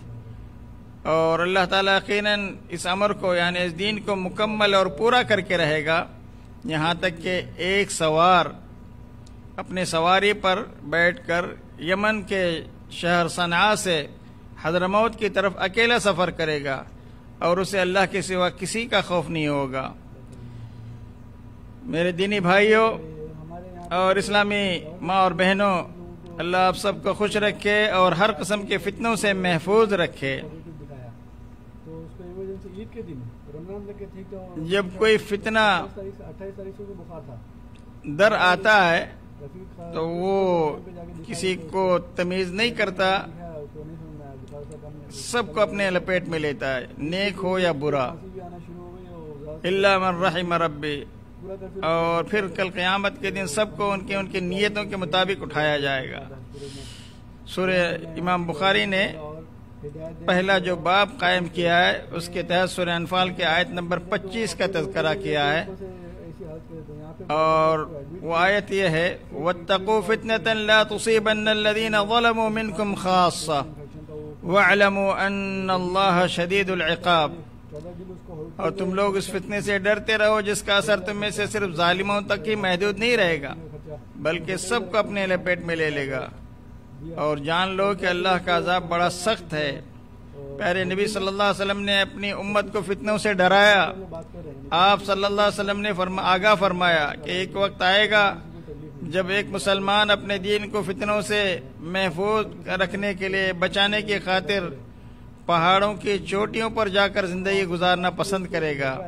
صحیح بخاری کی کتاب الایمان کے حدیث نمبر 19 میں حضرت ابو سعید خدری رضی اللہ تعالیٰ عنہ کی روایت ہے، قال قال رسول اللہ عن ابی سعید الخدری رضی اللہ عنہ انہ قال قال رسول اللہ صلی اللہ علیہ وسلم یوشک ان یکون خیر مال المسلم غنم یتبع بها شعف الجبال ومواقع القطر یفر بدینہ من الفتن۔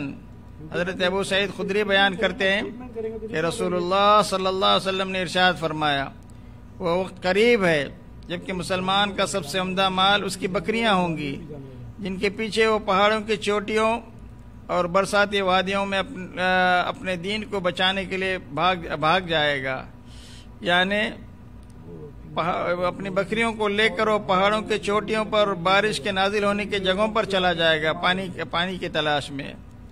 اسی طرح صحیح بخاری میں ایک اور روایت ہے، حضرت ابو ہریرہ اس حدیث کے راوی ہیں، وہ کہتے ہیں کہ قال رسول اللہ صلی اللہ علیہ وسلم ستكون فتن القاعد فيها خير من القائم والقائم فيها خير من الماشي والماشي فيها خير من الساعي ومن يشرف لها تستشرفه ومن وجد ملجأ أو معادا فليعوذ به۔ ان قریب فتنے ظاہر ہوں گے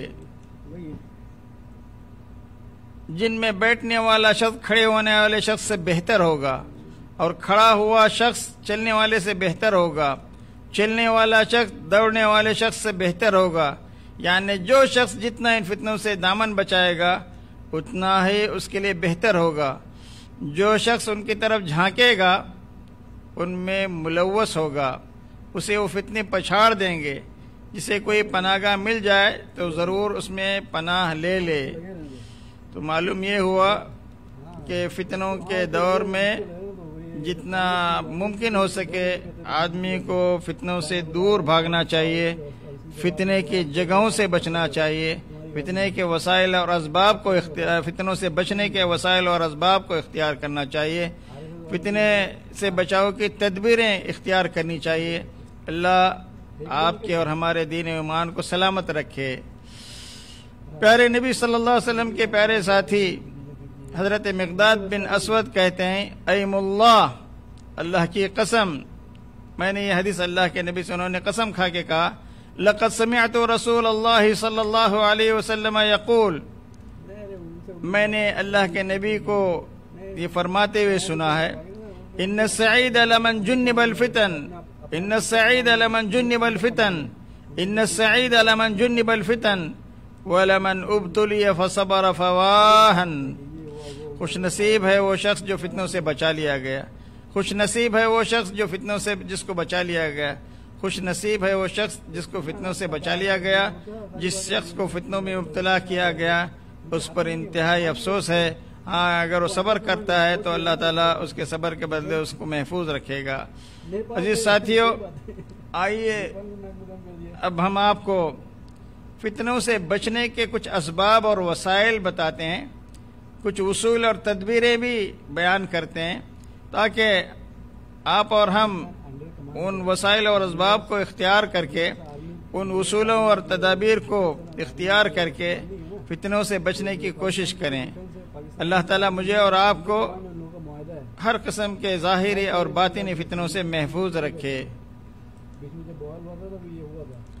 فتنوں سے بچنے کا سب سے پہلا ذریعہ، پہلا وسیلہ، پہلا سبب، پہلا اصول یا پہلی تدبیر آپ کہیں وہ ہے اللہ کی پناہ طلب کرنا، خصوصی دعاؤں کا اہتمام کرنا، دعاؤں کے قبولیت کے اوقات کا انتخاب کرنا، دعاؤں کے قبولیت کے احوال کی رعایت کرتے ہوئے، اس کے موانع سے بچتے ہوئے اللہ تعالیٰ سے اپنا خاص تعلق جوڑنا۔ فتنوں سے محفوظ رہنے کا ایک اہم ترین عمل اللہ سے اپنے تعلق کو مضبوط کرنا بھی ہے۔ اللہ کے حضور انتہائی عاجزی اور انکساری سے دعا کی جائے کہ وہ ہمیں ہر قسم کے ظاہری اور باطنی فتنوں سے محفوظ رکھے۔ ہر وقت پر آپ کے زبان پر اللہم انی اعوذ بک من الفتن ما ظہر منہا وما بطن، یہ وظیفہ جاری رہنا چاہیے، یہ دعا جاری رہنی چاہیے۔ اور جب بندہ خلوص کے ساتھ، انتہائی عاجزی اور انکساری کے ساتھ اللہ کے حضور گڑ گڑاتا ہے، اپنی درخواست رکھتا ہے، تو یقیناً اللہ تعالیٰ اسے ہر وقت فتنوں سے محفوظ رکھتے ہیں۔ اور جو انسان اللہ تعالیٰ سے فتنوں کی پناہ مانگتا ہے اللہ تعالیٰ اسے ضرور پناہ دیتے ہیں۔ ایسے آدمی کو اللہ کبھی رسوا نہیں کرتا، جو اللہ تعالیٰ سے اپنا تعلق گہرا کرتا ہے، اس سے ہمیشہ دعا کرتا رہتا ہے۔ اسی کا فرمان ہے کہ وَإِذَا سَأَلَكَ عِبَادِي عَنِّي فَإِنِّي قَرِيبٌ أُجِيبُ دَعْوَةَ الدَّاعِ إِذَا دَعَانِ فَلْيَسْتَجِيبُوا لِي وَلْيُؤْمِنُوا بِي لَعَلَّهُمْ يَرْشُدُونَ۔ جب میرے بندے آپ سے میرے بارے میں سوال کریں، اے نبی آپ سے میرے بارے میں سوال کریں تو آپ انہیں بتا دیجئے کہ بلا شبہ میں ان کے بالکل قریب ہوں۔ جب بھی کوئی پکارنے والا مجھے پکارتا ہے تو میں اس کی پکار کا جواب دیتا ہوں، یعنی اس کی دعا کو قبول کرتا ہوں۔ انہیں بھی چاہیے کہ وہ صرف مجھ سے فریاد کریں، مجھ پر ایمان لائیں تاکہ وہ ہدایت پائیں۔ لعلہم یرشدون۔ نبی اکرم صلی اللہ علیہ وسلم نے ایسے موقع پر ہمیں ایک دعا پڑھنے کی تلقین فرمائی ہے، اللہم انی اعوذ بک من الفتن ما ظہر منہا وما بطن۔ اے اللہ میں فتنوں سے تیری پناہ مانگتا ہوں، خواہ وہ فتنے ظاہری ہوں یا پوشیدہ ہوں، ایسے فتنے ہوں جن کا ہمیں پتہ بھی نہیں چلتا، تو صحابہ کرام بھی ایسے موقع پر اللہ کی پناہ مانگتے تھے۔ حضرت عمر نے ایک مرتبہ پیارے نبی صلی اللہ علیہ وسلم کے ساتھ اللہ تعالیٰ سے فتنوں کی پناہ مانگی تھی۔ اسی طرح حضرت عمار کے متعلق میں بھی ہے، حضرت عمار کے متعلق بھی حدیث میں ہے کہ وہ بھی فتنوں سے اللہ کی پناہ مانگتے تھے۔ ہر مسلمان کو فتنوں سے بچنے کے لیے اللہ تعالیٰ کی پناہ طلب کرنی چاہیے، کیونکہ اللہ کے سوا کوئی اور نہیں ہے جو ان فتنوں سے ہمیں بچا سکے۔ حضرت ابو زید رضی اللہ تعالیٰ عنہ بیان کرتے ہیں کہ رسول اکرم صلی اللہ علیہ وسلم نے ارشاد فرمایا، تعوذوا باللہ من الفتن ما ظہر منها وما بطن، لوگو فتنوں سے اللہ کی پناہ طلب کرو، ان میں سے جو ظاہر ہوں جو باطن ہوں ان سے بھی فتنوں سے اللہ کی پناہ طلب کرو۔ چنانچہ صحابہ کرام نے کہا، نعوذ باللہ من الفتن ما ظہر منها وما بطن، ہم تمام فتنوں سے اللہ کی پناہ طلب کرتے ہیں، ان میں سے جو ظاہر ہوں ان سے بھی، جو باطن ہوں ان سے بھی۔ یہ روایت صحیح مسلم کی ہے۔ خود پیارے نبی صلی اللہ علیہ وسلم کو اللہ تعالیٰ نے اس بات کی تعلیم دی۔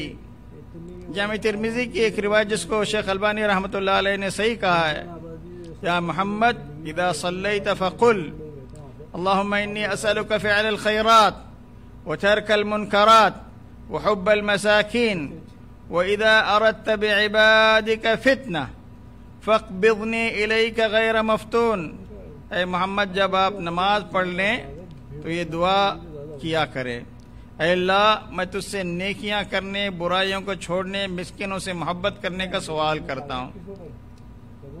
وَإِذَا أَرَدْتَ بِعِبَادِكَ فِتْنَةً، جب تو اپنے بندوں کو فتنے میں مبتلا کرنے کا ارادہ کرے، فَاقْبِضْنِي إِلَيْكَ غَيْرَ مَفْتُونٍ، مجھے اس میں مبتلا کیے بغیر میری روح کو قبض کر لینا۔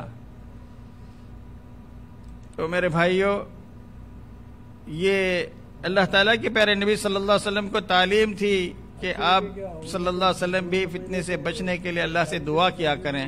تو مجھے اور آپ کو کتنی دعاؤں کی شدید ضرورت ہے، آپ اس سے اندازہ لگائیں۔ حضرت ابو ہریرہ سے مروی ہے کہ انہوں نے کہا، تکون فتنة لا ينجي منها الا دعاء كدعاء الغریق، مصنف ابن ابی شیبہ کی یہ روایت ہے۔ جب فتنہ واقع ہوتا ہے تو اس سے ایسی دعا ہی نجات دلا سکتی ہے جیسی دعا پانی میں ڈوبنے والا دعا کرتا ہے۔ تو وہ کس قدر اخلاص کے ساتھ، کیونکہ سارے سہارے اس کے سامنے ٹوٹ جاتے ہیں، امیدوں کا اس کے سامنے کوئی امید کا سہارا نہیں ہوتا بچنے کے سوا اللہ کی ذات کے۔ تو وہ کس قدر اخلاص کے ساتھ اللہ سے دعا کرتا ہے، اسی طرح سے اخلاص کے ساتھ کی جانے والی دعا فتنوں سے بچا سکتی ہے۔ یہ حضرت ابو ہریرہ سے مروی اس حدیث سے معلوم ہوا کہ فتنوں سے بچنے کے لیے اخلاص کے ساتھ دعا کے قبولیت کے اسباب، وسائل اور دوائیں کو اختیار کرتے ہوئے، قبولیت کے اوقات کی جستجو اور طلب کرتے ہوئے، اور موانع اجابت کا خیال کرتے ہوئے، ان سے بچتے ہوئے، حلال رزق کا اہتمام کرتے ہوئے، حلال لقمے کا اہتمام کرتے ہوئے، حلال کمائی الگ چیز ہے، حلال طریقے سے لقمے کو پیٹ میں داخل کرنا الگ چیز ہے۔ تو ان تمام چیزوں کا خیال کرتے ہوئے ہم دعا کے آداب، ظاہری اور باطنی آداب کا لحاظ رکھتے ہوئے اللہ تعالیٰ سے ہمیشہ دعا کرتے رہیں کہ اللہ ہم سب کو ہر قسم کے ظاہری اور باطنی فتنوں سے محفوظ رکھے۔ اللہم احفظنا من الفتن ما ظہر منها وما بطن۔ فتنوں سے بچنے کے وسائل اور اسباب اور اصولوں میں سے ایک بہترین اصول عقیدہ توحید پر ثابت قدم رہنا بھی ہے۔ فتنوں کے دور میں ایک خالص اور توحید پرست مسلمان کو سچے عقیدہ توحید پر ثابت قدمی اور مستقل مزاجی سے قائم رہنا ہے، کیونکہ یہی عقیدہ توحید مسلمان کو اس بات کی تعلیم دیتا ہے کہ اس پر جو بھی آزمائش آتی ہے، جو بھی فتنہ آتا ہے، وہ اللہ تعالیٰ کے حکم سے آتا ہے اور وہ اللہ کے قضاء و قدر کا ایک حصہ ہوتا ہے، جس کو برداشت کرنا، اسے ہر حال میں اس سے راضی رہنا، ہر صورت میں اللہ کی طرف رجوع کرنا، فتنوں کے دور میں اللہ تعالیٰ سے خصوصی دعاؤں کے ساتھ ساتھ توبہ اور استغفار کا اہتمام کرنا، یہ خالص موحد ہی کا شعار اور شیوا ہوتا ہے۔ سورہ تغابن میں اللہ کا فرمان ہے، ما اصاب من مصیبت الا باذن اللہ ومن یؤمن باللہ یہد قلبہ واللہ بکل شیء علیم. جو مصیبت بھی آتی ہے وہ اللہ کے اذن سے آتی ہے، اور جو اللہ پر ایمان لائے، جنہوں نے اللہ پر ایمان لایا، جو اللہ پر ایمان لائے تو اللہ اس کے دل کو ہدایت بخشتا ہے، اور ہر چیز کو اللہ تعالیٰ جاننے والا ہے. واللہ بکل شیء علیم. معلوم ہوا کہ جو مصیبت بھی آتی ہے کہ اللہ کی مشیت اور اس کے اذن سے آتی ہے، اور جب مصیبت آنی ہوتی ہے تو اس کو کوئی ٹال نہیں سکتا سوائے اللہ تعالیٰ کے.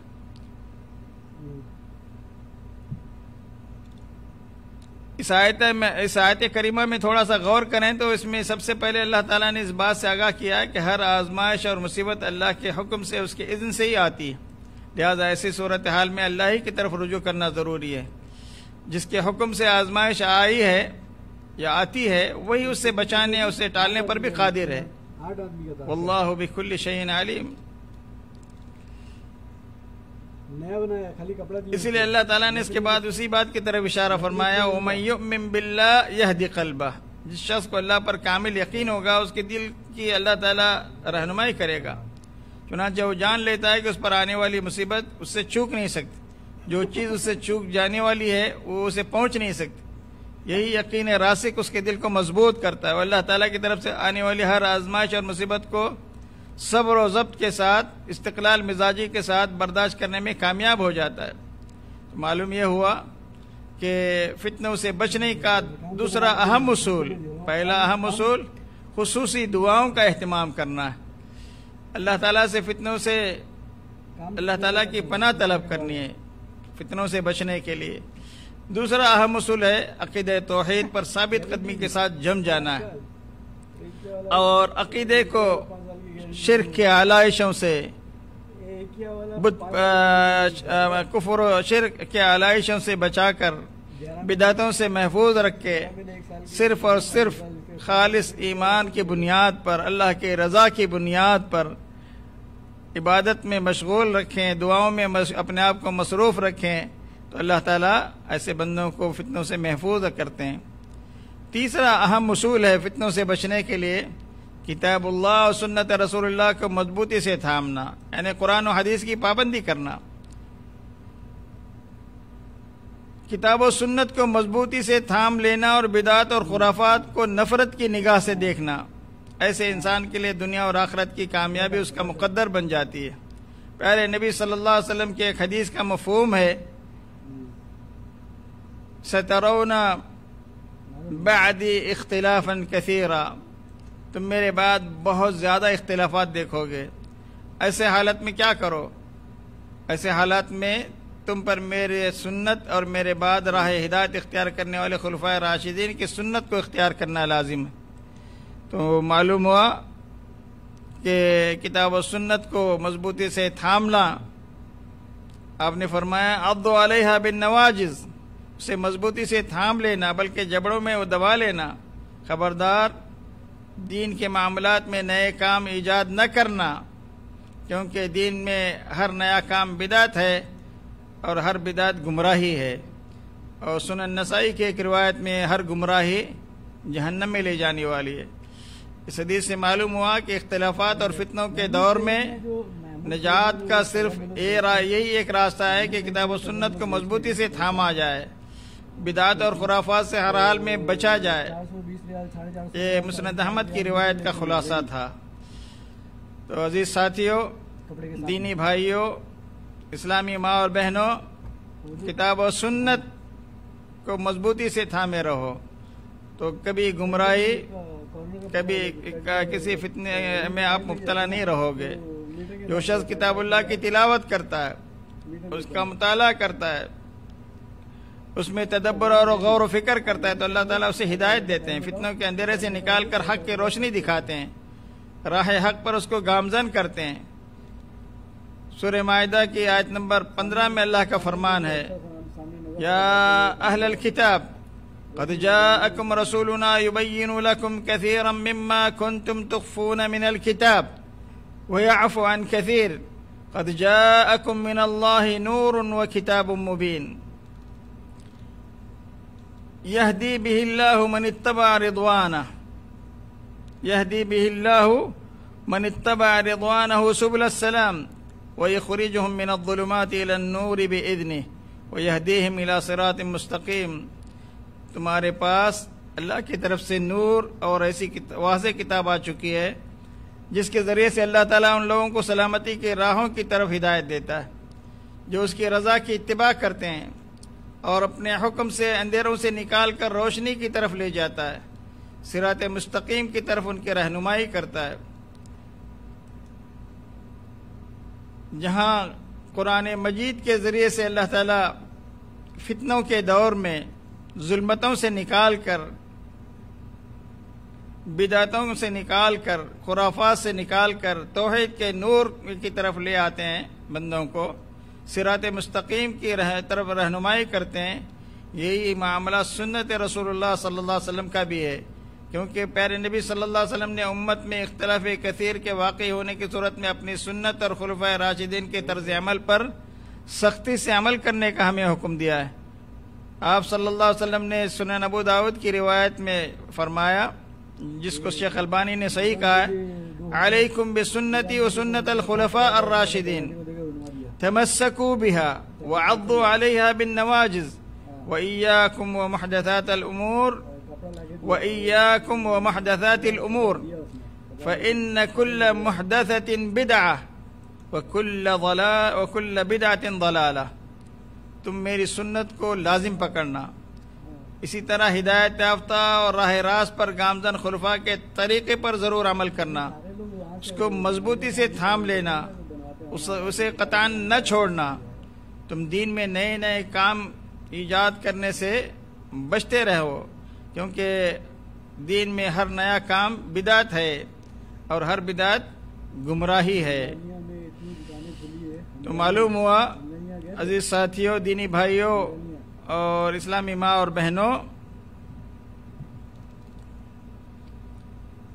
اللہ کی کتاب کو، پیارے نبی صلی اللہ علیہ وسلم کی سنت کو اور خلفائے راشدین کے طرز عمل کو اختیار کرنا بھی ضروری ہے. ان کے دور میں دور خلافت میں مختلف فتنوں نے سر اٹھایا. اللہ کے نبی کی وفات کے بعد سب سے پہلا جو فتنہ سر اٹھایا وہ ارتداد کا فتنہ تھا، زکوٰۃ کے انکار، زکوٰۃ دینے سے انکار کا فتنہ تھا. کچھ لوگوں نے کہا ہم اللہ کے نبی کے زمانے میں زکوٰۃ اللہ کے نبی کو دیا کرتے تھے، اب اللہ کے نبی تو نہیں رہے، اب ہم زکوٰۃ نہیں دیں گے. دین میں ایک نیا فتنہ تھا. کچھ لوگوں نے ڈر کی وجہ سے ایمان قبول کیا تھا. اللہ کے نبی کی وفات کے بعد انہوں نے دین سے مرتد ہو کر اسلام کو چھوڑ دیا. کچھ نئے نبوت کا دعویٰ کرنے والے اٹھ کھڑے ہوئے، تو مدعیان نبوت. تو ان سارے فتنوں کو صحابہ کرام نے جس طرح سے ڈٹ کے مقابلہ کیا، ان کے لیے جہادی